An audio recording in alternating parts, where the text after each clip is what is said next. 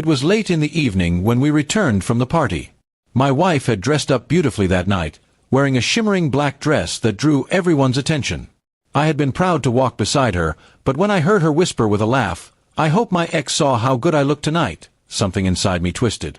She thought I didn't hear, but those words hit me harder than any insult ever could.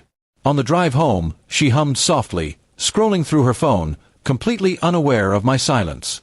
I kept my hand steady on the wheel, but my mind was boiling. After everything I had done for her, after the life we built together, her thoughts still wandered back to a man who had treated her poorly. She had once told me he broke her heart, yet now she joked about wanting his approval. When we got home, she kissed my cheek casually and went to bed as if nothing had happened. I stayed awake, staring at the ceiling, wondering why I was always the second choice in her heart.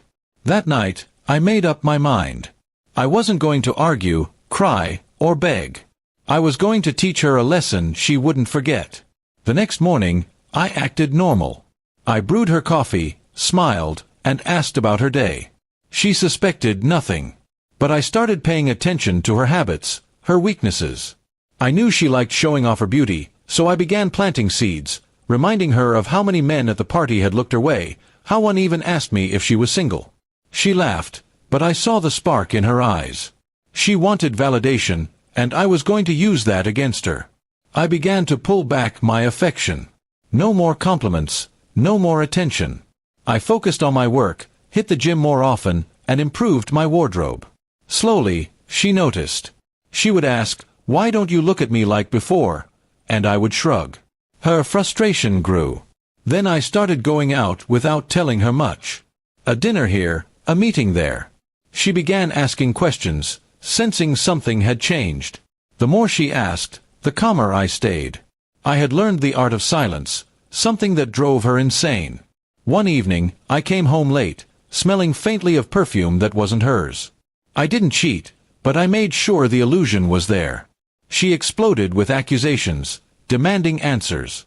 I simply smiled and said, "I hope someone saw how good I looked tonight." The color drained from her face instantly. She stammered, tried to defend her joke from the party, but the damage was done. I told her calmly, "You wanted your ex to notice you. I wanted you to notice what it feels like when your partner seeks someone else's eyes." Her silence spoke volumes. Over the next few weeks, she grew more desperate, showering me with affection, trying to regain the love she had once taken for granted. But I didn't make it easy. I reminded her that respect matters more than jokes, that once you show your heart is still chained to the past, trust begins to die. Her ex had never cared about her success or beauty, but I had been there through everything, building her dreams with her. Yet she had joked about wanting his attention, forgetting that words can cut deeper than knives. When she realized she might lose me, she broke down. Tears, apologies, promises, they all came rushing out. She admitted she never stopped seeking validation, even when she had all she needed at home. For the first time, I saw her vulnerable, stripped of her pride. I didn't shout. I didn't insult. I simply told her, "I don't compete with ghosts. If you want me, then bury him completely, because I won't live as a second option." That night, she deleted every trace of him, old photos, messages, contacts. She begged for a fresh start. I allowed her the chance, but things would never be the same. The power had shifted. She now knew I could walk away any moment, and she would be the one left broken. That was my revenge. Not leaving, not yelling, but making her realize how easily I could have what she feared losing. And from that day on, she never joked about her ex again.